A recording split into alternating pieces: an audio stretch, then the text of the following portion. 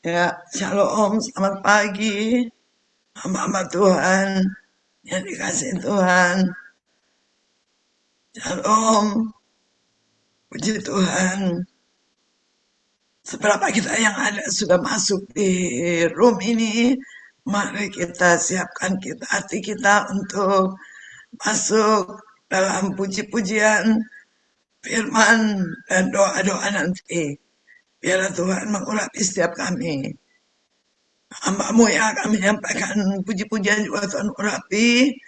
Demikian juga untuk Bu Iren yang akan membawakan firman, Tuhan juga berkati dan doa-doa nanti. Mari kita satukan hati kita berdoa. Terpujilah Engkau Bapa kekal sampai selama-lamanya. Kami datang kepadamu merendahkan hati kami. Datang sujud menyembah Engkau. Memuliakan Engkau. Kami merasakan pertolongan Tuhan di sepanjang hari ini, pagi hari yang indah ini. Kami sungguh bersyukur dan berterima kasih untuk kasih setia Tuhan yang selalu baru setiap hari. Tak pernah terlambat pertolongan-Mu dalam kehidupan kami. Dan inilah kami anak-anak-Mu dari doa pagi penisri yang akan masuk dalam puji-pujian, firman, dan doa-doa dalam satu ibadah persekutuan yang indah ini. Engkau urapi setiap kami. Kuduskan, sucikan kami, Tuhan, layakkan kami. Dan Engkau mengampuni segala hal yang kami lakukan di hadapan yang tidak berkenan di hadapan-Mu. Karena kami sering menyadari bahwa kami seringkali menyakiti hati Tuhan, menyakiti hati sesama kami. Dan saat ini kami mohon pengampunan, Engkau layakkan kami, sehingga setiap doa, setiap pujian, dan firman boleh menjadi berkat dan berkenan di hadapan Tuhan. Urapi Bapa untuk doa kami, firman, dan puji-pujian dalam urapan Allah Roh Kudus. Berkati juga yang masih mempersiapkan diri, apapun tantangan, masalah, halangan yang dihadapi, Tuhan Yesus memberkati, mengurapinya. Dan inilah kami Bapa, biar urapan yang baru turun atas setiap kami. Terpujilah nama-Mu dalam nama Yesus. Kami berdoa dan mengucap syukur. Haleluya. Amin. Mari kita sama-sama menaikkan satu pujian. Kita boleh berkata bahwa saat pagi ini kita mau datang kepadamu. Biarlah puji-pujian ini menjadi doa kita bersama-sama. Kita rasakan bahwa saat pagi hari indah Tuhan hadir. Haleluya. Oh, haleluya. Terima kasih Tuhan.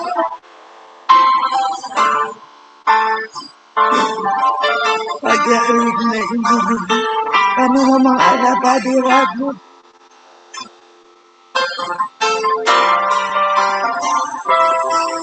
Saat pagi hari datang lagi,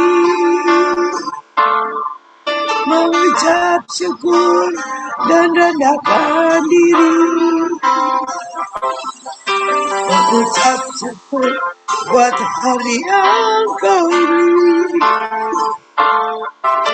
Memuji Tuhan dengan segenap hati. Ku sembahkan Allah Maha Tinggi. Ku tinggikan Allah Maha Tinggi.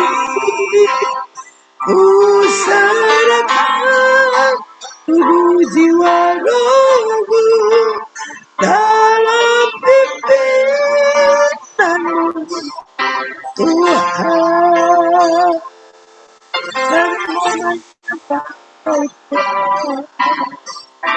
Mari kita sama-sama nyanyikan pujian ini, karena pujian ini menjadi doa kita.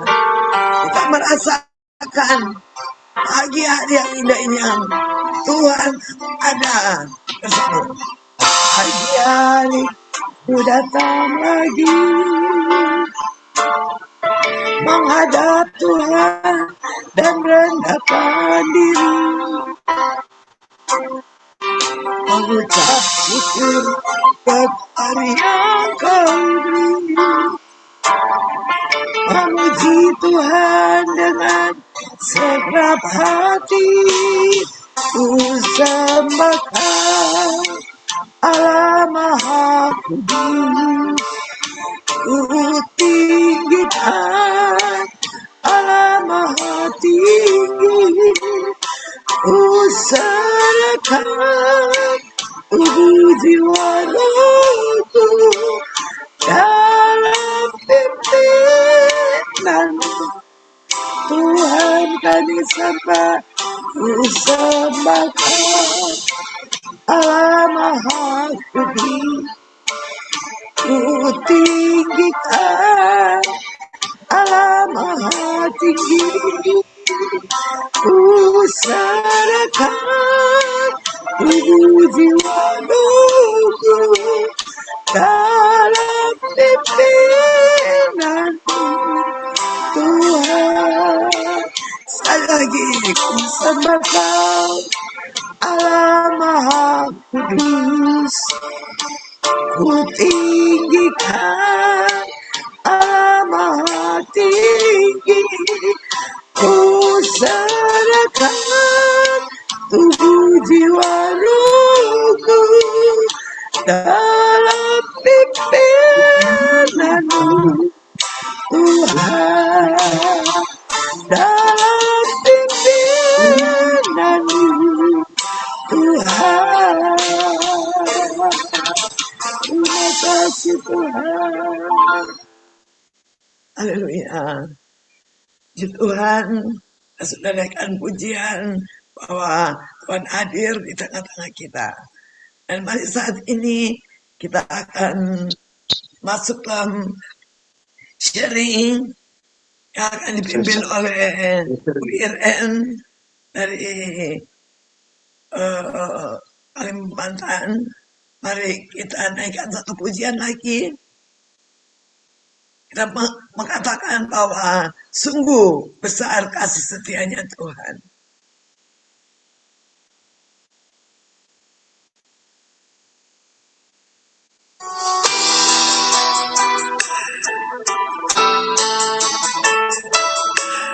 Mari sama-sama kita naikkan pujian ini masing-masing. Sungguh besar setia nyata di sepanjang hidup, Cara-Mu telah layakkan kehidupanku. Oh, tiada kata yang bisa lukiskan indahnya Kau Tuhan. Bagi-Mu segala pujian dan kemuliaan. Ku tinggikan Tuhan, ku tinggikan Engkau Tuhan, melebihi segalanya, lebih dalam ku menyembah dalam roh dan kebenaran selamanya. Mari sekali lagi kita naikkan pujian ini. Sungguh besar setia, amin, nyata di sepanjang hidupku. Cara-Mu telah layakkan kehidupanku. Oh, tiada kata yang bisa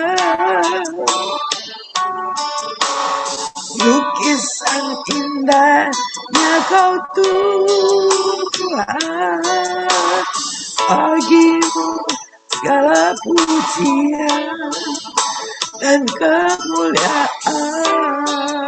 Ku tinggikan Tuhan, ku tinggikan Engkau Tuhan, melebihi segalanya, lebih dalam ku menyembah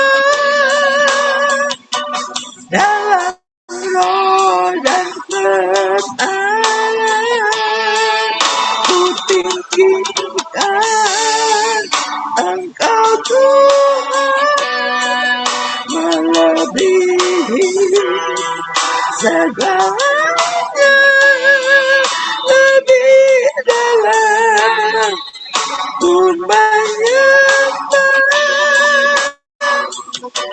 dalam roh dan kebenaran selamanya.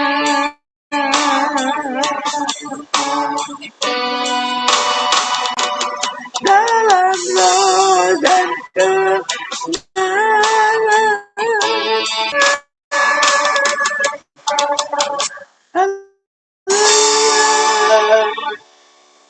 Terima kasih. Serahkan pada Ibu Iren. Haleluya. Haleluya, puji nama Tuhan.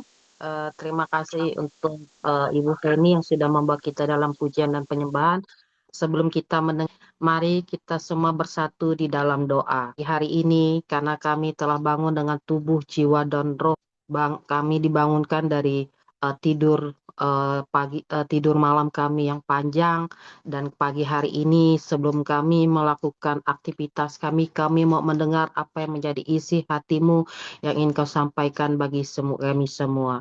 Terima kasih Tuhan untuk hari yang luar biasa ini di mana kami dipertemukan kembali Tuhan untuk berbagi banyak hal tentang apa yang kami alami, tentang bagaimana kasih Kristus dan anugerah Tuhan yang selalu melingkupi kami Tuhan. Pagi hari ini hamba-Mu dipercayakan untuk membawakan isi hati-Mu, urapi mulut bibir hamba-Mu Tuhan, karena hamba-Mu manusia yang terbatas, tapi hamba-Mu percaya Roh Kudus-Mu yang luar biasa yang akan memampukan hamba-Mu. Begitu juga Tuhan untuk setiap kami yang pagi hari ini hadir, kami percaya Roh Kudus-Mu yang luar biasa akan memberikan hikmat kepada kami semua Tuhan dalam menerima isi hati Tuhan dan kebenarannya. Menyambut kebenaran firman, percaya kami akan dirubah dengan kuasa Roh Kudus-Mu untuk menjadi pribadi-pribadi yang sebagaimana Tuhan. Mengucap syukur. Haleluya Tuhan. Amin. Puji nama Tuhan. Terima kasih keluarga. Ada satu tema yang saya ambil yaitu soal filosofi pensil. Kenapa saya mengambil tema itu? Biasanya dalam setiap kegiatan yang dilakukan di hotel, biasanya pihak hotel itu akan memberikan nama hotel yang bersangkutan. Nah, saya akan ambil gitu loh. Sehingga saya punya itu. Nah, satu pensil ini yang luar biasa itu sudah penuh ya di keranjang tempat pensil saya, begitu juga untuk di kantor. Nah, kenapa saya ngambil tema soal ketika saya mengambil filosofi pensil ini, ada hal yang menarik dari si pensil ini sendiri. Kenapa? Karena pensil ini dia akan tetap menjadi pensil tanpa kita melihat apa yang menjadi isinya. Nah, ada 5 hal yang saya lihat kenapa saya mengambil dan ini bisa kita kita refleksikan di dalam kehidupan kekristenan kita. Ketika saya melihat tumpukan pensil saya begitu banyak dan yang saya pakai, saya melihat ada 5 hal yang pagi hari ini yang cukup kalau direfleksikan dalam kehidupan kekristenan kita, itulah yang mau Tuhan lakukan untuk kita. Nah, yang pertama itu, dan saya juga diingatkan juga ya ketika bicara soal pensil ini, saya diingatkan sama tokoh Alkitab yang namanya Yusuf, yang kita sudah kenal ceritanya dari sekolah minggu sampai sekarang. Nah, filosofi pensil yang pertama itu adalah pensil ini akan menjadi sebuah pensil kalau tidak ada yang menggunakan. Nah, di situ saya belajar dari satu tokoh, mungkin nanti bisa dibaca, dia ada di Keluaran 39, yang dimana perikopnya Yusuf di rumah Potifar. Nah, di pensil ini dia tidak akan, kita tidak tahu itu pensil kalau tidak ada orang lain yang menggunakan. Nah, saya juga melihat ketika ada kesamaan dengan Yusuf. Yusuf dia tidak akan jadi apa-apa kalau dia tidak mengizinkan Tuhan untuk bersama dengan dia gitu loh. Jadi Yusuf menjadi tokoh besar di Alkitab karena dia mengizinkan Tuhan berada di dalam dirinya. Dia mengizinkan Tuhan, sama seperti kita. Kita yang hadir ini mungkin bukan siapa-siapa. Ada banyak kesaksian yang saya dengar ketika di hari Sabtu, berbagi kesaksian testimoni yang sama, latar belakangnya sama. Kita bukanlah siapa-siapa kalau kita tidak Tuhan izinkan untuk Tuhan pakai kita. Mungkin kita tidak akan pernah bertemu di TPM kalau Tuhan tidak kalau Michael tidak mengizinkan Tuhan untuk pakai dia ini untuk bangun ini DPM. Dan saya percaya prosesnya akan pasti cukup panjang ya ketika awal membangun DPM gitu. Nah, artinya ketika kita mau bicara pensil ini bukan apa-apa kalau dia tidak mengizinkan orang lain untuk menggunakan. Itu yang pertama. Nah, sama seperti Yusuf gitu loh. Yang kedua, eh, sebelum kita mau pakai ini pensil, kita nggak tahu ini bedanya pensil ini dengan sumpit ya, karena sama-sama ini adalah batang kayu kecil yang panjang. Tapi kita akan tahu itu perbedaan pensil dan sumpit ketika kita mulai menggunakan. Nah, sebelum kita menggunakan, biasanya kita akan meruncingkan dulu pensil ini supaya bisa kita pakai. Begitu juga dengan kita, begitu juga dengan Yusuf. Yusuf, dia ketika Tuhan mau pakai dia, Tuhan persiapkan dia, dia diruncingkan dulu dengan berbagai persoalan. Dia diruncingkan ketika dia diperhadapkan dengan saudara-saudara kandungnya yang marah ketika Yusuf menyampaikan bahwa saya akan memimpin kalian. Begitu juga dengan kita. Sebelum Tuhan mau pakai kita, Tuhan akan meruncingkan kita dengan berbagai persoalan di sekeliling kita. Tuhan akan meruncingkan kita dengan soal kesehatan kita, Tuhan akan meruncingkan kita dengan masalah finansial kita, Tuhan akan meruncingkan kita juga dengan orang-orang di sekeliling, terutama orang-orang terdekat kita. Kita nggak pernah tahu Pastor Gottlieb itu seperti apa kalau Tuhan nggak meruncingkan dia, sehingga dia bisa menyaksikan cinta kasih Tuhan ketika dia melakukan pelayanan di Luwuk, ketika dia melakukan pelayanan di Gola, ada banyak orang diberkati. Kenapa? Dia harus melewati proses itu. Atau seringkali kita dengar kesaksiannya dari Pastor Apron ketika dia bersama tim melakukan misi. Dan ketika orang banyak bilang, oh kita nggak boleh masuk, tapi dia diruncingkan ketika dia lebih mendengar maunya Tuhan. Untuk bisa Tuhan pakai kita, kita harus lebih taat dan mendengar suara Tuhan. Itu yang saya pelajari. Kenapa filosofi itu, pensil itu menarik, karena ketika diruncingkan atau ketika kita bahas, kalau kita mau meraut pensil itu kan banyak alat yang mau dipakai, entah kalau almarhum mama saya dulu tuh pakai pisau cutter atau silet gitu, dan ketika mau diruncingkan itu kan dia helai per helai ya untuk membuka itu supaya dia bisa tajam gitu. Nah, begitu juga dengan kita. Tuhan ketika mau, dia akan membuat kita segera tanpa kasih anugerah Tuhan. Nah, itu yang kedua adalah isinya. Yang menentukan adalah isinya. Nah, kenapa yang adalah pensil? Orang nggak akan tahu itu pensil kalau kita nggak tahu isinya seperti apa. Kita nggak akan pernah lihat pensil itu kalau dia nggak punya isi. Makanya dia diruncingkan dulu.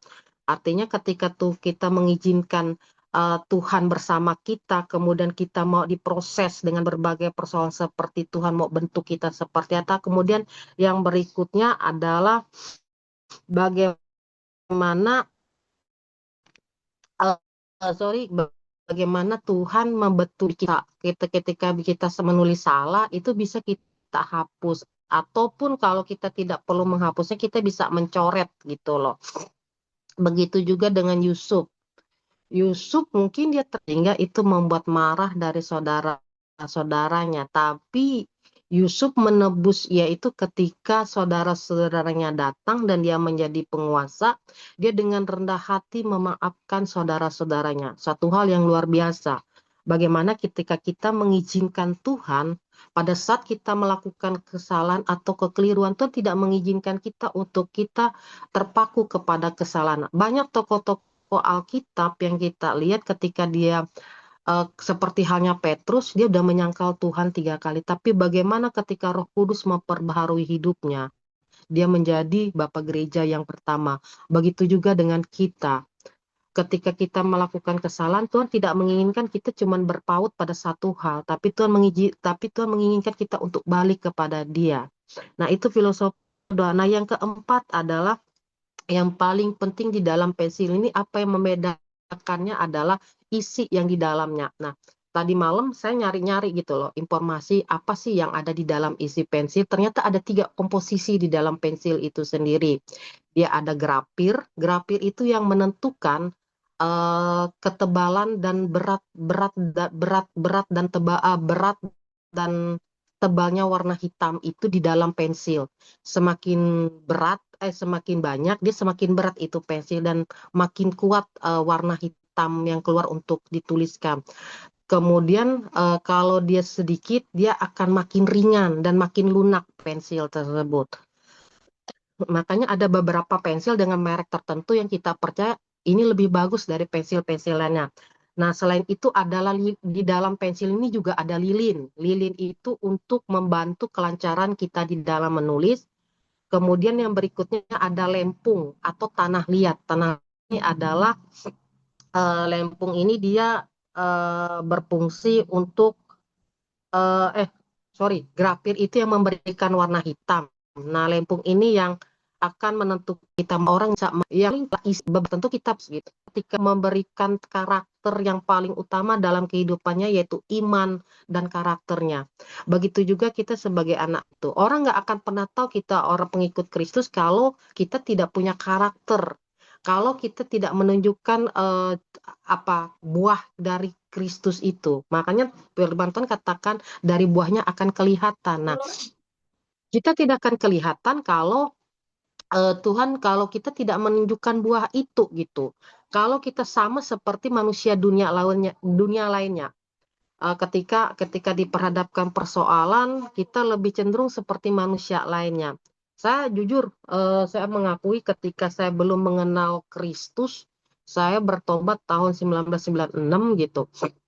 Jujur saya mengakui saya orang suka maki orang gitu loh. Sampai saya suka maki orang, sampai saya ketika saya bertobat, saya berpikir saya nggak akan jadi pribadi yang disukai orang gitu loh. Waktu saya masih sangat zaman saya itu saya suka maki orang gitu loh. Semua yang saya sampaikan itu nggak ada gitu yang benernya gitu kata-kata saya gitu. Tapi bagaimana ketika saya mengizinkan Tuhan, kemudian saya diproses dengan proses peruncingan dengan banyak hal, Tuhan mengubah kata-kata saya.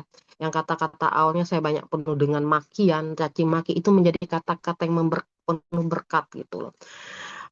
Ketika pada saat saya marah pun, saya sampai pada satu titik di saat saya sudah bersama Kristus itu saya cuma berkata, Tuhan makasih. Dulu saya paling tidak bisa menerima ketika sesuatu atau apa yang kita rencanakan itu tidak sesuai. Itu saya paling tidak bisa menerima. Tapi bagaimana proses Tuhan yang luar biasa mengubahkan bahwa kalau itu memang tidak terjadi atau tidak tercapai, Tuhan punya maksud lain. Nah, saya belajar yang namanya kesabaran. Nah, begitu juga dengan kehidupan. Kalau kita tidak menunjukkan buah dari Kristus itu sendiri, iman itu tidak akan kelihatan gitu loh. Nah, tadi kita di dalam isi pensil itu kan ada grapir, ada lempung, ada lilin. Bagaimana ketika kita punya terang Kristus dalam hati dan kita tunjuk keluar, orang akan tahu dan akan diberkati. Di hari Sabtu ini kita melihat begitu banyak kesaksian yang disampaikan oleh Bapak, Ibu, Saudara-saudari yang menyampaikan ketika dia menunjukkan kasih Kristus yang dimana orang, wow, ini siapa gitu. Dan termasuk juga ketika saya sampaikan minggu kemarin, orang mikir gitu loh, pihak dari eksternal nih. Ketika saya menyampaikan untuk ketika mengalami masa menyembuhkan pemulihan fisiologi, saya kemana? Saya bilang saya lari, saya punya tim doa, saya punya keluarga yang selalu backup saya di dalam pekerjaan saya ketika saya mengalami di satu posisi saya yang sangat down gitu loh. Dia cuma nanya, Kak, ada hubungannya nggak gaya hidup spiritual kakak itu dengan gaya hidup apa yang kakak lakukan? Saya bilang justru saya bilang puji Tuhan itu malah membantu saya dengan gaya hidup saya yang seperti itu. Saya punya diberkati secara rohani itu yang membuat saya bertumbuh dan kuat sampai sekarang. Itu yang keempat. Nah, yang kelima, ketika kita pakai pensil itu kalau kita hapus dia pasti akan menimbulkan goresan ya atau dia akan punya bekas gitu loh. Beda kalau kita pakai pena. Pena itu kalau kita misalnya kita melakukan ketika kita melakukan kesalahan kemudian kita tap, kita kelopekin itu kan dia akan bikin robek. Kalau pensil enggak. Walaupun kita hapus dia akan menimbulkan berkat. Artinya apa? Saya belajar satu hal. Dimanapun kita berada, dimanapun Tuhan tempatkan kita, di tanah tandus sekalipun kalau Tuhan menjadikan kita berkat, itu akan jadi sesuai rencananya Dia. Nah, kita udah banyak begitu mendengar kesaksian ketika Pak Astor Apron dan tim masuk, orang bilang, wah ini jangan Pak, tapi bagaimana ketika dia lebih dengar suara Tuhan daripada suara orang lain. Artinya, untuk kita mau jadi berkat bagi orang lain, kita harus lebih dengar suara Tuhan. Nah, itu yang saya ambil soal filosofi pensil. Begitu juga dengan Yusuf ya. Yusuf akhirnya ketika dia melakukan semua itu dan memelihara iman dan percayanya dan melakukan apa yang Tuhan mau, dia menjadi tokoh yang saat ini kita kenal di Alkitab. Nah, mungkin itu saja bicara soal filosofi pensil. Nah, tapi sebelum kita mau dengar kesaksian, ada satu kebenaran firman Tuhan yang mau saya sampaikan dari semua perumpamaan atau perandaian yang saya sampaikan, kita bisa lihat di Mazmur 127 ayat 4. Di Mazmur 127 ayat 4, di situ disampaikan seperti anak-anak panah di tangan pahlawan, demikianlah anak-anak muda, anak-anak pada masa mudanya. Artinya apa? Kita adalah orang-orang yang Tuhan pilih. Kita adalah orang-orang yang berada di tangan yang tepat, yaitu Yesus Kristus. Tadi seperti yang saya sudah sampaikan, ketika kita mengizinkan Tuhan untuk masuk di dalam kehidupan kita, maka Tuhan dan menginginkan dan ketika mengizinkan Tuhan masuk di dalam kehidupan kita, maka Tuhan akan mengubah kehidupan kita yang semula menjadi tidak berarti menjadi berarti. Kemudian ketika kita ikut dalam proses peruncingan Tuhan, mungkin kita nggak akan pernah tahu ya dalam proses peruncingan itu memang menyakitkan gitu loh, karena kita akan dibentuk dan dibuat sesuai maunya Tuhan gitu loh. Begitu juga kita meruncingkan pensil itu, kita mau dipakai sesuai dengan ketajaman yang Tuhan inginkan gitu loh. Begitu juga dengan kita akan diruncingkan dengan berbagai hal supaya kita siap untuk menerima berkat Tuhan, supaya siap untuk kita menjadi apa yang Tuhan mau. Kemudian berikutnya adalah ketika kita melakukan kesalahan, ketika menggoreskan satu keliruan, itu tidak mau kita sampai di situ, tapi Tuhan mau kita terus dan terus gitu untuk mencari Dia dan datang kepadanya. Artinya ada sesuatu yang harus berubah dalam kehidupan kita. Tuhan tidak menginginkan kita hanya sampai pada tahap untuk pasrah. Tuhan tidak hanya menginginkan ketika kita melakukan kesalahan kita mengurung diri, tapi bagaimana kita mencari hadirat Tuhan. Berikutnya adalah bagaimana adalah apa yang kita punya. Tuhan membentuk kita dengan apa yang ada dalam diri kita. Yang kita punya adalah iman, dan percaya kita kepada Yesus Kristus. Dan itu yang Tuhan mau pakai di dalam hidup kita. Yang berikutnya adalah untuk menjadi berkat. Dimanapun kita tempatkan, dimanapun Tuhan berada, Tuhan pasti menjadikan kita berkat. Dimanapun kita melangkah gitu dan berjalan. Nah, tadi yang seperti saya sampaikan, firman yang saya sampaikan tadi, bahwa kita adalah seperti anak-anak di tangan pahlawan. Itu saja yang bisa saya sampaikan, dan bisa saya bagikan, dan saya percaya di minggu ini ada banyak hal, kesaksian, sharing, atau testimoni yang bisa disampaikan oleh Bapak, Ibu, Saudara-saudari untuk dibagikan kepada kita.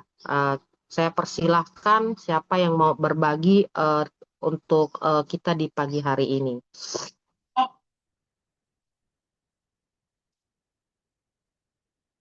Pak Yusak, silakan Pak Yusak.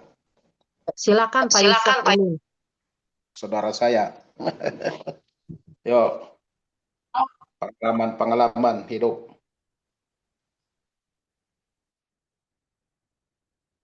Silakan Pak Yusak Ulin untuk berbagi kesaksian atau menceritakan kasih Tuhan. Bagaimana Tuhan mengizinkan Tuhan untuk pakai Pak Ulin menjadi berkat di tengah-tengah orang banyak. Kami persilahkan Pak Yusak Ulin.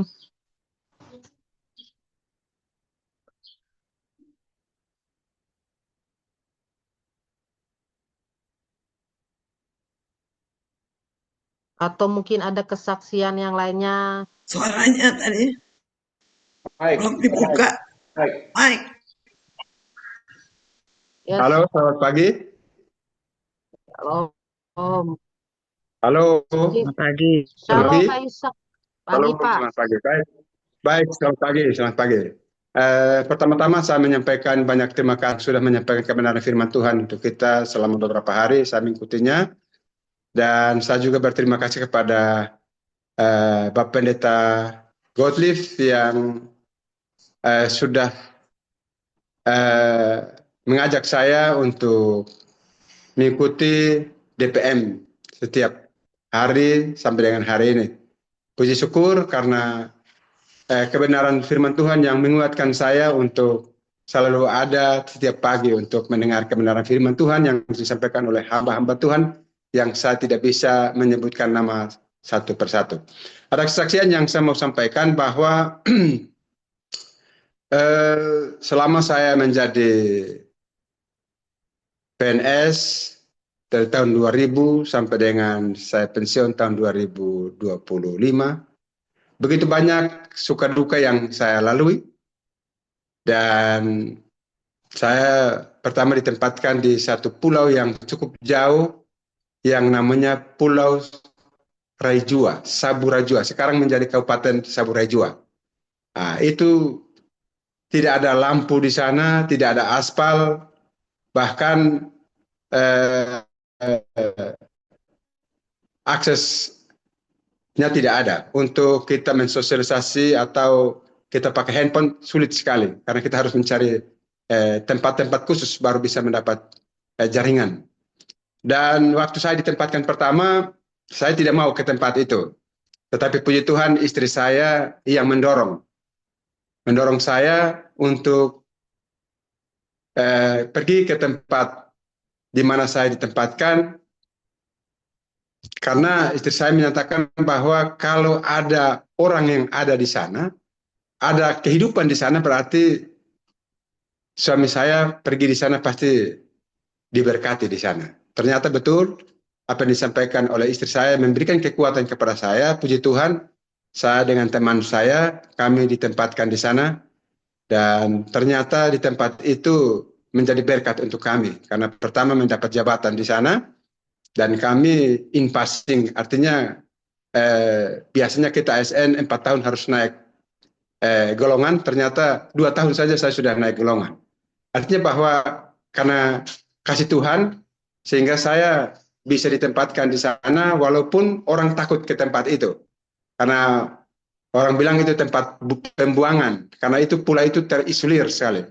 Nah, tapi puji Tuhan istri saya mendorong saya, sehingga saya memberanikan diri untuk ada di pulau itu selama 5 tahun baru saya bisa pindah kembali ke Kupang saat Kabupaten Saburai Jua terbentuk. Dan begitu suka duka yang kita alami di tempat itu adalah tempat itu masih terdapat banyak orang jingitiu, artinya orang yang belum kenal Tuhan. Pulau Saburai Jua itu masih jingitiu. Kalau orang di Sumba itu merapu. Kalau di Saburai Jua itu jingitiu. Nah itu setiap hari kita harus berhadapan dengan orang-orang yang belum mengenal Tuhan. Tetapi puji Tuhan, saya bersama teman-teman yang ada di situ, kami tetap mengagungkan Tuhan. Selalu hari Minggu, hari ibadah kami harus ada. Karena di pulau itu kebanyakan orang jingitiu yang selalu berhubungan dengan hal-hal yang magic. Nah, hal-hal magic itu kalau kita tidak hati-hati berarti kita bisa kena juga. Tapi kami percaya bahwa kami jalan ke tempat itu, kami ditempatkan di tempat itu karena kasih Tuhan. Dan puji Tuhan kami selama beberapa tahun yang ada di pulau itu, di tempat tugas kami, saya dengan teman saya tetap sehat sampai kembali ke Kupang, pindah kembali ke Kupang, dan sampai dengan saat ini saya sehat. Lalu yang berikut lagi, saya menyaksikan bahwa tahun 2000, waktu COVID itu saya juga hampir selesai. Puji nama Tuhan, waktu itu saya mau dibawa ke rumah sakit. Tetapi istri dan keluarga menyampaikan kalau Bapak dibawa ke rumah sakit pasti meninggal. Dan puji ada keluarga dengan Bapak Pendeta Gottlieb dan saat itu saya didoakan. Jujur saya tidak tahu siapa yang ada di Pulau Alor mendoakan saya juga, tapi saya tidak tahu saat didoakan. Dan selama saya sakit, puji Tuhan saya tidak kenal saudara, tidak kenal istri, anak, tetapi saat saya didoakan, saya mulai berangsur-angsur sembuh. Dan saat saya mulai pulih itu ada keluarga yang di depan rumah saya meninggal saat malam itu, hampir dini hari. Orang lari ke sana kemari karena tidak bisa masuk ke rumah itu karena dia tinggal sendiri. Dari kesehatan, dari pemerintah melarang kalau orang meninggal tidak boleh masuk. Karena itu nanti kena COVID. Tapi saya juga tidak tahu karena keluarga ada yang meninggal di depan rumah. Nah, tetapi puji Tuhan saya didoakan dan saya berangsur saya dibawa ke rumah sakit. Pasti saya akan meninggal karena Tuhan tidak mau saya ke rumah sakit. Lewat keluarga saya, anak-anak saya semua pada menangis. Ada keluarga yang datang kalau dibawa ke rumah sakit pasti meninggal. Karena kalau kita di Kupang, kalau masuk rumah sakit, walaupun kita diisolir, terakhir kita stres dan kita meninggal.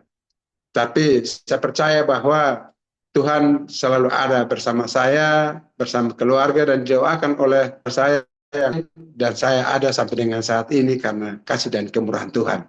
Mungkin ini sedikit yang saya bagikan pagi hari ini, dan terima kasih kepada Bapak Pendeta Gottlieb yang selalu mendukung saya memberikan firman Tuhan, ayat-ayat firman Tuhan yang begitu menguatkan saya.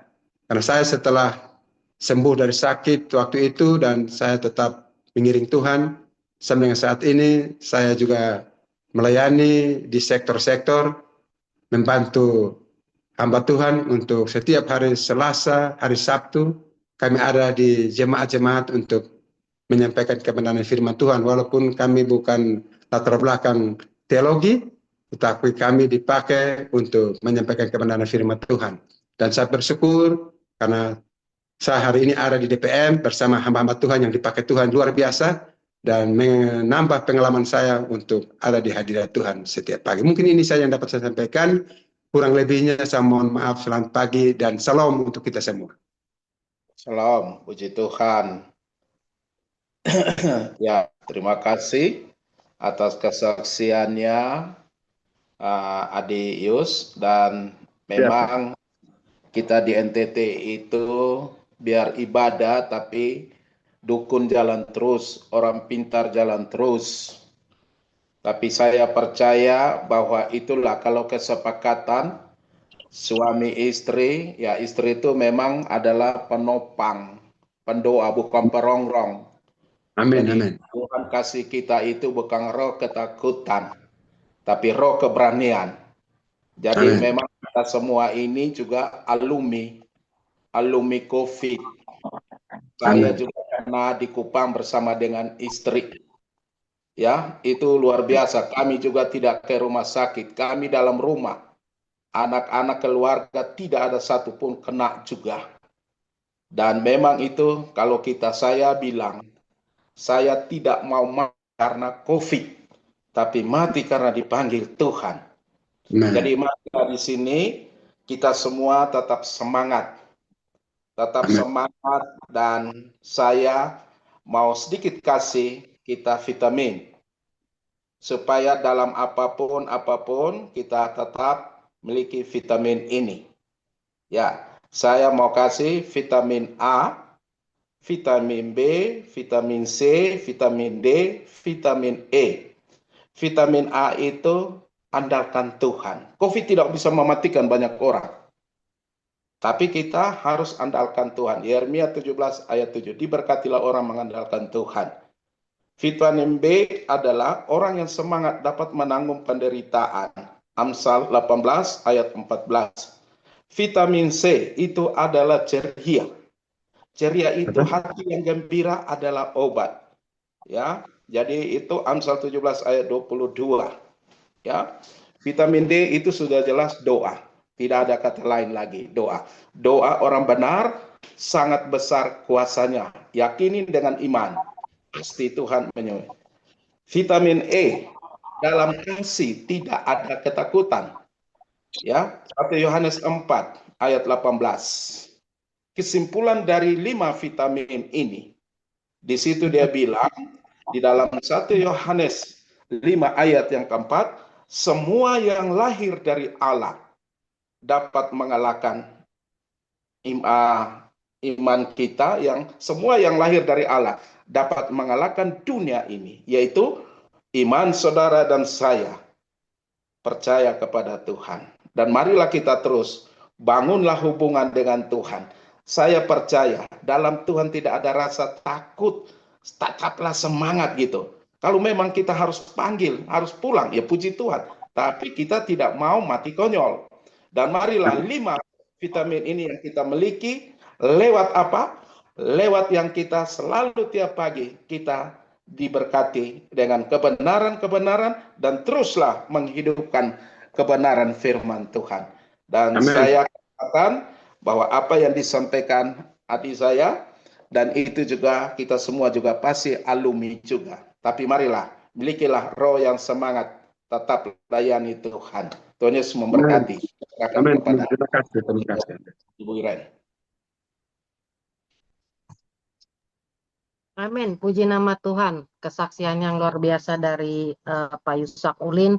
Bagaimana tadi seperti yang pernah dialami oleh tokoh yang di dalam Alkitab oleh Yusuf, bagaimana juga sesuatu yang kata manusia itu nggak jadi berkat, tapi Pak Yusak bisa jadi berkat gitu.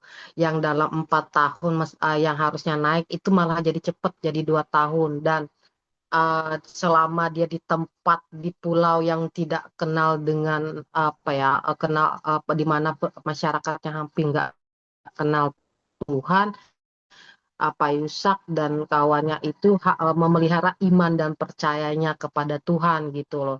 Dan karakternya itu kelihatan gitu. Bagaimana kita juga sebagai anak Tuhan, itu yang Tuhan mau ya di dalam kehidupan kita hari lepas hari. Luar biasa tadi kesaksian Pak Yusak, ditambah lagi kita dikuatkan tadi oleh yang disampaikan oleh Pastor Gottlieb bahwa kita harus semangat dan membangun hubungan kita dengan Tuhan apapun itu. Karena kita sejatinya kita percaya bahwa iblis tidak suka ketika kita mulai membangun hubungan dengan Tuhan. Tapi tadi disampaikan Pastor Gottlieb bilang, kita harus semangat gitu tadi. Dan dikuatkan kembali dengan pernyataan Pak Pastor Gottlieb bahwa doa orang benar itu akan membuat kita lebih apa ya, itu kan membangkitkan iman dan percaya. Tadi Pak Yusak bilang dia tadi nggak mau berangkat, tapi karena dorongan istrinya dan doa dari istrinya dia akhirnya mau berangkat, dan luar biasa gitu. Ketika dia selesai jadi PNS pensiun 2025 itu dia meninggalkan jejak yang baik dengan menyampaikan bahwa iman dan percaya itu tidak pernah berkurang dan dia tidak ikut arus, walaupun masyarakat di sana banyak melakukan hal-hal yang tidak apa ya, menyakitkan hati Tuhan. Tapi kita percaya bahwa ketika Pak Yusak di sana, apa yang Pak Yusak tabur dengan doa Pak Yusak, dengan apa yang sudah Pak Yusak lakukan, Tuhan akan menjawab doa-doanya tadi. Terima kasih buat Pak Yusak, juga buat Pastor Gottlieb yang sudah berbagi untuk menguatkan iman dan percaya kita, bahwa kita harus terus semangat membangun hubungan kita dengan Tuhan, supaya kita tahu apa yang Tuhan mau di dalam kehidupan kita, dan supaya Tuhan tuntun dan pelihara kehidupan kita. Terima kasih. Siapa lagi yang mau berbagi kesaksian selain Pastor Gottlieb dan juga Pak Yusak?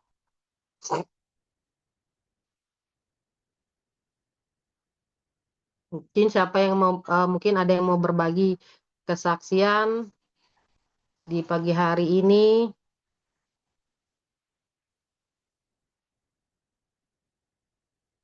Tante Stepi, Ibu Susanti, Ibu Tinco, Ibu Marco, Pak Johan Monangin, Ibu Nyoman, Tante Jenny, Ibu Erni. Boleh deh. Ya, silahkan. Ya, terima kasih untuk pagi hari ini. Kalau bersaksi tentang apa ya, tentang pensil itu, saya terkesan dengan yang namanya pensil untuk bisa digunakan harus diruncing. Jadi artinya kita diproses sebagai anak-anak Tuhan, kita diproses untuk dipakai menjadi alatnya. Nah, jujur kalau saya latar belakang saya cuma percaya bahwa Tuhan Yesus itu juru selamat kita, ya artinya orang tua saya cukup mendidik kita di dalam pengenalan akan Tuhan Yesus. Jadi saya hanya tahu bahwa Tuhan itu penolong. Nah, proses kehidupan saya mau cerita bahwa apa yang saya alami, saya begitu banyak pergumulan yang saya hadapi lah istilahnya. Ya waktu itu pernah saya cerita, kalau tadi berbicara ke Kupang, saya waktu ke Kupang, suami saya dialihkan ke tugas Kupang, saya di atas pesawat tuh bilang dalam hati begini, ini kenapa jadi cuman ada batu-batu, rumput, pohon pisang satu-satu. Kayaknya tempatnya gersang banget gitu ya. Gitu. Jadi, tapi ya udahlah, berserah kan, karena Tuhan sudah ketempatkan situ. Karena suami saya jujur waktu alih tugaskan ke Kupang tuh dia menolak gitu ya, nggak mau. Tapi saya bilang, ya jalanin aja. Ya siapa tahu kan namanya itu apa sudah ditentukan Tuhan, pasti Tuhan akan berikan yang terbaik buat kamu, saya bilang. Dan itu kan istilahnya ada jabatan yang dia harus ini lakukan. Jalanin aja, nggak usah takut. Saya ikut, saya bilang gitu. Tadinya memang saya tidak mau ikut gitu, karena saya merasa saya ada dalam pelayanan, kok sayang banget saya mau tinggalkan gitu ya.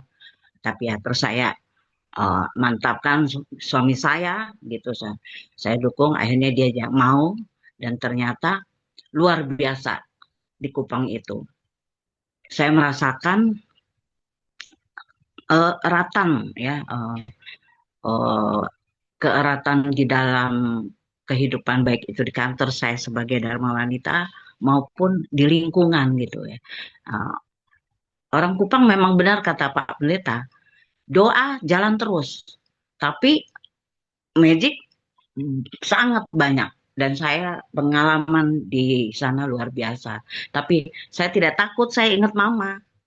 Mama saya juga dulu katanya sakit karena di ini ada yang nggak benar, tapi mama bilang nggak boleh percaya ya seperti itu karena kita punya Tuhan, Tuhan tuh kuasanya lebih besar. Jadi saya punya keyakinan di situ gitu, dan benar ya melalui itu. Nah, kembali suami saya itu sebaliknya dengan saya, dia percaya dengan hal-hal yang seperti itu. Nah, contoh waktu di Kupang itu dia sempat diberikan, dia tuh senang orangnya ke apa, ke hutan-hutan ya. Itu karena eh, suami saya sempat beli Toyota Hardtop untuk ke apa, jalan ke desa-desa. Di desa itu dia ketemu dengan seorang, ya saya nggak tahu tapi saya ingat namanya Pak Karel. Pak Karel itu bilang gini, Bapak, eh, beta mau kasih apa Bapak, souvenir, tapi bukan apa-apa gitu. Dan ternyata souvenir itu tuh bola gitu, seperti bola tapi batu, tapi bulat persis kayak, bukan ada serat-seratnya yang seperti bola begitu. Pokoknya persis kayak bola. Ini bola Pak, katanya. Ah, ini ada di atas pohon, tapi semua orang tidak bisa pegang karena orang bisa gila gitu. Wah, saya waktu dia pulang dengan bangganya bawa itu, saya marah. Saya bilang, kamu ngapain sih bawa-bawa begini? Enggak, ini bagus gitu. Aku aku dikasih tahu juga katanya. Aku tuh kuat kalau pegang ini. Aneh-aneh nih saya bilang gitu. Pokoknya saya marah seperti. Dan di dalam ini ada batu putih katanya, ada berliannya katanya. Saya bilang kamu ini udah benar-benar deh puasa gelap banget gitu. Tapi saya selalu saya nggak akan kembali. Karena saya sakit, ada pendeta yang juga yang ini, tapi saya tetap nggak percaya. Tapi benar, rumah dinas kami itu katanya nggak bagus gitu ya, nggak bagusnya karena apa? Dia di atas bukit ya di Semarang. Oh, ini kejadiannya sorry di Semarang. Kalau waktu di Lampung tuh belum apa-apa, tapi suami saya udah mulai sakit, memang dia ada gula gitu. Sampai orang tuh percaya. Saya pernah pulang dari gereja, saya lihat, loh, kok rumah kok banyak banget nih eh, rekan-rekan kantor gitulah istilahnya. Loh, kok pada mandi? Dia rupanya batu itu taruh di bak, dimandi semua ini. Ini ngapain kok pada mandi? Iya Bu, kan Bapak tuh bawa ini katanya dari ini, katanya itu bisa bagus gitu. Aduh, saya marah besar sama saya gitu. Terus saya bilang, kamu nih bukannya bawa berkat ini, kemana kamu kok menyaksikan kuasa gelap, saya bilang gitu. Itu dosa loh. Gitu. Tapi nggak peduli. Nah, itu waktu di Lampung, terus pindah ke alih tugas ke Semarang. Di Semarang itu suami saya benar-benar, dia baru terbuka matanya karena dia melihat sendiri apa yang saya katakan bahwa batu itu adalah cuma ini memang betul. Waktu dipecahkan sama pendeta Pentakosta ya, itu nggak bisa. Jadi pendeta harus itu 1 minggu baru dia bisa pecahkan batu itu. Tapi waktu kejadian itu saya ada di rumah sakit. Saya di rumah sakit karena di dalam perut saya ada tumor. Itu pun saya yakini kata suaminya, kamu sakit kan gini-gini. Saya bilang, enggak, saya ada Tuhan, saya bilang gitu. Tuhan saya pasti sembuhkan. Ya puji Tuhan saya sembuh. Tapi saya terus dengar ternyata ada pelayanan dari gereja Pentakosta. Saya bersyukur. Itu bukan karena apa-apa, Tuhan tahu kerinduan saya. Dan apa yang terjadi, tentang bola itu ternyata suami saya baru percaya apa yang saya bicara, bahwa itu adalah kuah gelap. Karena setelah pendeta itu pecahkan batu itu, ternyata memang betul di dalam itu ada batu putih gitu. Nah, saya buang aja ke kali besar gitu. Saya buang dalam nama Yesus. Saya saya pecahkan, bukan saya pecahkan, pecahan itu saya ambil, saya buang dalam nama Yesus gitu. Tapi memang di dalam rumah itu saya benar-benar Tuhan uji saya, ada 3 nyawa yang meninggal, suami saya dan anak saya 2, anak saya laki-laki dua-dua. Jadi kalau istilah ada pendeta yang bilang, aduh ibu sekarang menjadi seorang Naomi yang uh, suami dan anak laki-laki 2 pergi. Dan terus saya bilang sama pendeta, tapi saya tidak takut. Ya ini yang sudah harus saya hadapi. Saya berserah saja sama Tuhan ke depannya. Saya tidak tahu apa rencana Tuhan, tapi saya percaya rencana Tuhan ini rumah dinas harus saya kembalikan ke ini. Walaupun saya berhak untuk meninggalkan itu sampai saya meninggal, tapi karena saya merasa saya tidak mau serahkan, saya merasa saya punya rumah di Jakarta, ya saya kembali ke Jakarta dengan membawa anak saya perempuan 1. Dan sampai sekarang puji Tuhan, ternyata apa yang saya alami itu adalah seperti apa yang dikatakan pensil yang diruncingkan.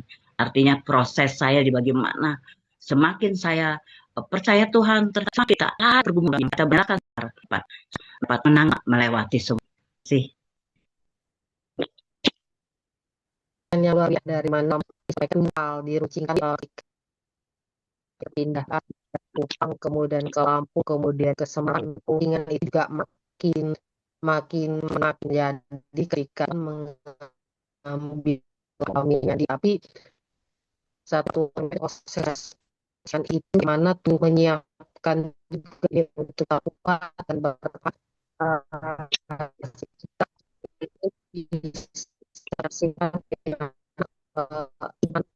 budget terus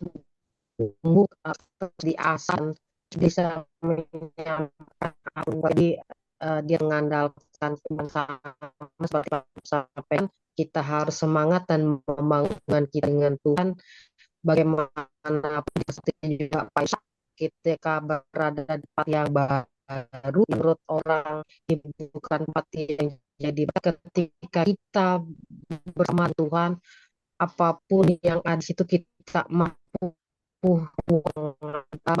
itu semua. Terima kasih kesaksian Ibu Jenny yang saya percaya bahwa itu yang akan lebih besar menguatkan ini untuk tetap terus. Terima kasih. Mungkin ada kesaksian lain masih punya banyak waktu untuk menyaksikan Tuhan. Ya, shalom. Ya, shalom. Shalom, Irene. Kenapa suaranya putus-putus ya? Ya. Halo. Shalom. Iya, kurang kedengaran. Iya, Irene. Suaranya nge-freeze gitu. Iya. Halo, Irene. Ya, shalom untuk semua. Saya agak terlambat ya masuknya. Mungkin karena ada hal-hal ya. Irene hilang-hilang ya. Gini, saya tadi udah mendengar kesaksiannya dari adik Pak Gottlieb dan Bu Yeni ya. Pensil yang diruncingkan memang kita semua itu dalam proses Tuhan. Waktu kami masih kecil-kecil mungkin orang tua kurang seperti saat ini ya. Ada orang tua selalu mengingatkan, ayo ke sekolah minggu, ayo gini. Kalau dulu saya nggak ada kayak gitu-gitu. Karena orang tua kami mungkin ya beda dengan zaman sekarang itu orang tua selalu mendidik anak-anak untuk beribadah, pengenalan akan Yesus ya. Nah, ketika dengan pertumbuhan demi pertumbuhan, saya tuh kalau merenung sekarang, Tuhan itu merancangkan kita dari itu di Alkitab ada ya. Sebelum kita ada di dunia ini, dia sudah merancangkan sesuatu yang tidak kita mengerti. Nah, sekarang saya bicara pengalaman di dalam kehidupan kita bersama Yesus. Waktu saya diutus Tuhan melayani di Sangirta Laut, itu bukan pakai tim-tim, enggak. Kami cuma 2 orang. Saya dengan ada satu pendeta yang satu sudah di Sangirta Laut. Itu Sangirta Laut itu daerah yang benar-benar semua orangnya Kristen, agamanya Kristen. Begitu saya tiba di Sangirta Laut, transit Jakarta Manado saya naik kapal laut sampai ke Damau, daerah Damau. Itu pengalaman yang tidak pernah saya alami, tapi Tuhan izinkan karena memang saya minta sama Tuhan, berikan saya kemampuan untuk melakukan tugas ini bukan dengan kekuatan saya. Saya minta terus sama Tuhan perlindungan, pokoknya segala saya minta sama Tuhan. Benar-benar bersandar pada Tuhan. Nah, saya baru tahu Sangirta Laut itu ternyata sebagian besar mereka Kristen semua, tapi sebagian besar mereka masih percaya dukun. Hingga kehidupan mereka itu ke gereja iya, beribadah iya, semua iya. Tapi tetap melakukan hal di luar ajaran Tuhan.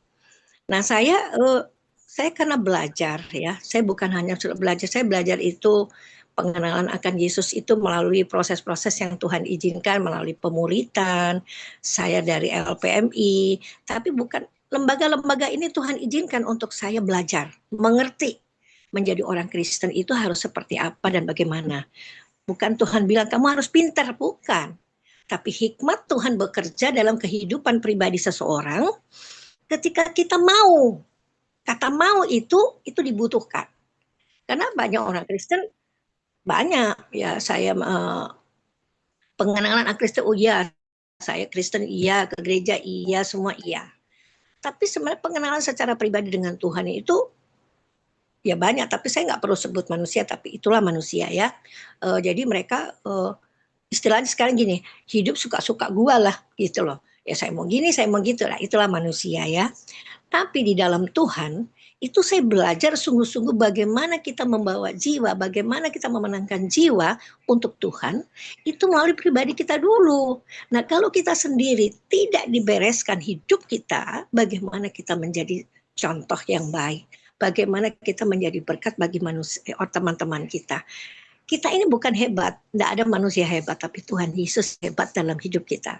Nah, kuasanya bekerja. Nah, ketika saya di Tar Laut itu dari jam 3:30 pagi, setiap hari selama 1 bulan kurang 3 hari saya ada di sana. Itu saya menempati tempat rumah tua yang zaman dahulu itu udah nggak tahu. Dan ini keluarganya Pak Pendeta. Terus saya bilang sama Pak Pendeta, begitu saya tiba memang agak serem ya tempatnya, karena di situ udahlah saya nggak bisa bayangin. Nah, ketika saya mau tidur, saya bilang, Pak Pendeta, saya tidur di kamar depan karena lampunya terang ya, di belakang enggak, karena orang tua mereka baru meninggal. Bukan saya takut meninggalnya, pokoknya rumah itu saya terasa gitu loh, ada sesuatu kuasa-kuasa gelap yang mengelilingi hidup saya. Tapi dalam nama Yesus, saya orangnya gitu, saya hanya panggil Yesus. Tuhan, aku percaya perlindunganmu kekal bagi hidupku. Pokoknya tutup bungkus hamba di kuasa darah Yesus dan semua-semua. Nah, itu 3:30 pagi setiap hari kami harus bangun. Dan tidak ada hari tanpa pelayanan. Saya kalau nggak bawa firman, saya MC, dan saya kunjungan. Dan pada satu kali, ada orang jemaat datang ke rumah pada saat saya istirahat siang. Aduh, namanya kita datang melayani. Rupanya ada jiwa-jiwa ini datang, dia bilang, Ibu, dia kira saya dari satu lembaga Kristen gitu. Oh enggak, saya dari GPIB. Tuhan mengutus kami ada di tempat ini, tapi tidak membawa nama gereja. Kami membawa nama Yesus. Rupanya dia anaknya kesurupan bla bla bla bla, melihat wajah opanya dan gini. Nah, secara akal manusia berpikir, apa iya bisa saya melakukan sesuatu? Saya bilang sebentar ya, saya masuk ke kamar, saya berdoa, saya pegang satu minyak tawon. Minyak tawon tuh saya pegang, saya berdoa, saya serahkan pada Tuhan. Karena saya ini secara manusia, aduh apa iya aku bisa ya? Tuhan, ini hidupku, pakai aku Tuhan. Tidak mampu, tapi aku percaya kalau Tuhan bekerja dalam hidupku, maka kuasa itu yang bekerja. Bukan Steffi pakai hidupku, kuasa Tuhan bekerja. Apa yang terjadi? Saya dapat melayani 2 jiwa yang tadi dirasuki kuasa gelap. itu dipulihkan. Saya sendiri jadi pribadi jadi heran. Kok dia terus jadi pulih, dia jadi tenang, dia jadi kembali seperti biasa. Oh, saya baru mengerti, wah di sini ini banyak kuasa gelap. Nah, baru setelah beberapa hari itu saya dengar, di daerah Sangirta Laut itu, sebelah rumah kami itu orang Kristen semua. Tapi mereka dengan dukun tuh sangat kerap. Nah, ini dia, saya bilang itulah orang Kristen ya. Jadi saya hanya berpikir gini, Tuhan itu maha besar, maha baik, murah hati, dan semuanya itu ada pada Tuhan yang kita sembah, yaitu Yesus Kristus. Waktu awal-awal saya pelayanan jauh tanpa ada tim-tim. Kalau biasanya kita ke pelayanan ada tim, ada ini. Kayak Pak Gottlieb itu kan beliau sendiri ya, pergi nanti di sana dengan orang kunci dan bla.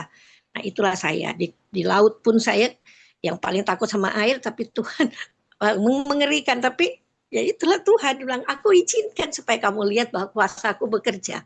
Kuasa Tuhan bekerja menuntun hidupku dari Jakarta sampai ke Talaut, satu pedesaan yang sangat tempat yang sangat, kalau secara manusia biasa orang tidak akan mampu. Takut, pasti takut.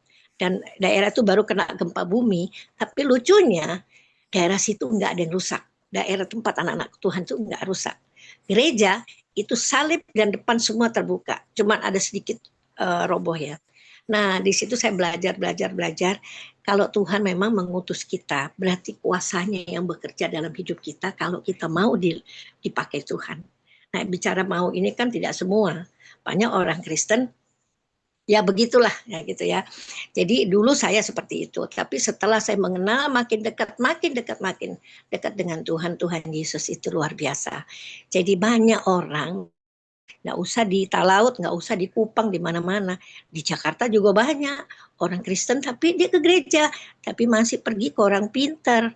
Nah, ini yang saya sendiri selalu berbicara kepada orang. Mulut saya ini nggak bisa berhenti untuk bicara kebenaran.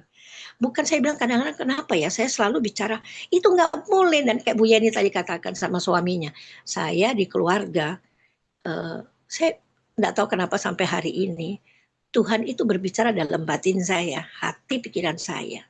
Dan roh itu kalau bekerja, dia bicara tanpa takut. Banyak orang Kristen takut untuk bicara kebenaran. Karena takut dibenci, takut dimusuhin, semua takut. Tapi saya nggak ada roh ketakutan. Saya bodoh amat. Orang mau suka sama puji Tuhan, nggak suka juga puji Tuhan. Tapi yang penting Yesus, dia tahu hatiku. Itu prinsip buat saya ya. Tapi saya percaya kalau kita sungguh-sungguh dengan Tuhan, maka batin kita tuh melekat. Firman Tuhan di Yohanes dikatakan, kalau firmanku ada di dalammu dan aku di dalam engkau, itu kaitannya ada. Dan semua apa yang kita minta dalam nama Yesus selalu Tuhan berikan. Nah, kata mau tuh harus bersedia dan siap dipakai Tuhan, dibentuk oleh Tuhan, diberikan kuasa, dan mulai kita mau melakukan yang baik. Nah, dikikis. Kalau dibilang harga yang harus dibayar, wah ini saya mengalami banyak, tapi saya menyaksikan terlalu panjang. Tapi Tuhan Yesus bekerja bagi orang-orang yang mau dibentuk oleh kuasanya. Dan sampai hari ini kita selalu ada, itu karena kasih dan anugerah Tuhan. Nah, jangan cukup cuma kasih anugerah Tuhan. Hari-harimu apa yang kamu lakukan? Apakah kamu melakukan di luar-luar? Ya, kita manusia kan berdosa ya. Tapi yang selalu kita ingat, jangan lakukan hal yang tidak Tuhan kehendaki. Saya suka merasa kalau ada satu hal, saya suka ya memang dengan suami tidak semua harus saya terbuka. Karena suami saya ini kan kadang-kadang jujur nih saya katakan suka memiliki pemikiran yang berseberangan dengan saya. Kalau saya mendidik cucu-cucu begini-begini dalam Tuhan, ada kalanya, gini, tadi menyimpang. Jangan, Pak. Karena anak-anak harus mengenal akan Tuhan yang sebenarnya. Supaya mereka tahu, ya Tuhan Yesus itu begini. Tapi kadang-kadang kan, ya suami kan dulu dari Muslim. Jadi, saya juga bukan mengejas atau menghakimi. Tapi perbedaan ini membuat saya berseru pada Tuhan. Berikan aku hikmat-Mu ya Bapa, mampukan aku untuk menjalankan hidupku untuk menjadi berkat. Pertama untuk keluarga, cucu, suami dan anak-anak dan saudara-saudaraku. Nah itu, kalau kita di luar melayani tapi di dalam keluarga ini bukan arti nggak punya masalah. Semua kita pasti punya masalah dengan anak, suami, cucu. Tapi bagaimana kita menempatkan diri di tengah-tengah mereka sebagai pendoa. Nah, saudara-saudaraku, saya bersyukur, terima kasih sama Tuhan sampai hari ini. Tuhan itu berbicara banyak untuk ada PR-PR di dalam pemikiran saya. Harus saya lakukan, ini harus saya lakukan. Jadi saya hanya berpesan gini, jangan pernah takut ketika melakukan kebenaran. Karena ada harga yang harus dibayar. Kalau kita mulai takut, nah boleh bertanya, apakah aku mengikut Kristus atau pengikut dari sebelah? Nah saya nggak mau, biar aja. Memang banyak orang nggak suka sama saya karena apa? Saya berani untuk mengatakan kebenaran. Saya sampai berkata begini satu hal, kalau di televisi itu saya bisa bicara, saya akan bicara. Sesuatu hal yang nggak benar, saya nggak pernah mau takut. Saya nggak pernah mau takut. Terserah orang mau nilai saya seperti apa. Tapi karena itu kita bicara berdasarkan pengalaman. Nggak mungkin kalau kita nggak punya pengalaman dengan Yesus kita bicara. Itu semua bullshit, itu semua bohong. Tapi kalau kita punya pengalaman yang luar biasa dengan Tuhan, maka kita ingin berbicara kebenaran itu kepada saudara kita, teman kita, kakak, adik, dan semuanya. Itu saja, jadi buat saya, mari kita itu menjadikan hidup kita alat Tuhan yang sungguh-sungguh dan luar biasa. Maka Tuhan menyertai dan memberkati kita semua. Terima kasih, Tuhan berkati. Iren. Oke, terima kasih Tante. Mungkin saya tidak akan pakai video ya karena suaranya apa ya agak putus-putus. Oke, jadi saya tidak akan buka tidak ada on cam. Terima kasih untuk di hari ini ya kesaksian Tante Stepi yang luar biasa. Bagaimana Tuhan menolong Tante Stepi ketika dalam pelayanannya di Sangirta Laut dan bagaimana juga Tuhan mengubahkan hal yang biasa-biasa itu menjadi luar biasa. Nah, pagi hari ini karena ini waktu sudah tidak memungkinkan, kita akan tutup dengan doa syafaat. Terima kasih, saya ucapkan terima kasih juga untuk kesaksian yang sudah diberikan kepada kita pagi hari ini dari Pak Yusak, Pastor Gottlieb, Tante Stepi, dan Ibu Jenny. Kita percaya bahwa kesaksian-kesaksian ada menguatkan iman dan percaya kita bahwa Yesus itu cuma secauh doa dan apapun yang kita buat dan kita lakukan sejatinya kita serahkan kepada Tuhan. Tuhan yang mampu berperkara kepada kita. Mari sebelum kita akhiri kita tundukkan kepala, kita bersatu di dalam doa. Bapa di dalam nama Tuhan Yesus, kami mengucap syukur untuk kebaikan yang Tuhan nyatakan di dalam kehidupan kami. Satu hal yang luar biasa Tuhan, di pagi hari Sabtu ini menjadi hari yang berbeda dengan ibadah kami sebelumnya, di mana kami pagi hari ini berbagi begitu banyak kesaksian yang menguatkan iman dan percaya kami. Bagaimana pertolongan-pertolongan Tuhan dilakukan Tuhan melalui orang-orang Tuhan yang sudah Kau pilih dan Kau tempatkan untuk berbagi di pagi hari ini. Terima kasih untuk kesaksian dari Pak Yusak, kesaksian dari Pak Gottlieb, kemudian dari Bu Stevi dan juga Tante Jenny. Bagaimana Tuhan menolong orang-orang ini Tuhan ketika mereka diperhadapkan dengan sesuatu yang secara manusia itu tidak mungkin, tapi tidak secara sesuatu yang tidak mungkin, tapi mungkin ketika Allah beserta bersama dengan mereka. Kami percaya juga Tuhan ketika kami diperhadapkan, diproses dengan hal-hal seperti ini, kami mau tetap mengandalkan Engkau dalam banyak hal, banyak-banyak perkara. Karena kami percaya bersama dengan Engkau kami mampu, bersama dengan Engkau kami kuat, bersama dengan Engkau kami cakap menghadapi segala perkara Tuhan. Terima kasih Tuhan untuk setiap kesaksian, untuk setiap kebenaran firman yang telah dibagikan di pagi hari ini. Kami percaya kami akan berlangkah yang pasti bersama dengan Engkau.